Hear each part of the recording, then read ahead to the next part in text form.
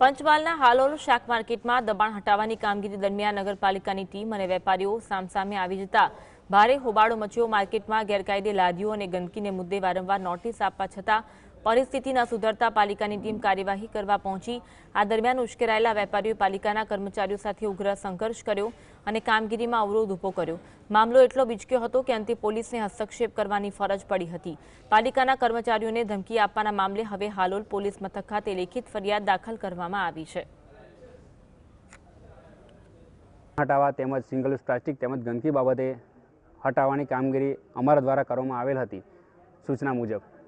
ત્યારે તમામ લારી ધારકો, લારી ગલ્લાવાળા તેમજ અમારી સાથે ગમે તેમ બોલી, ગાળો બોલી અને પાઇપો કાઢીને દાદાગીરી મારતા હતા કે અમે આ રીતના ગંદકી કરવાનું બંધ કરો। અમે દંડનીય કામગીરી કરવા છતાં પણ એ લોકો સુધરવા તૈયાર નથી।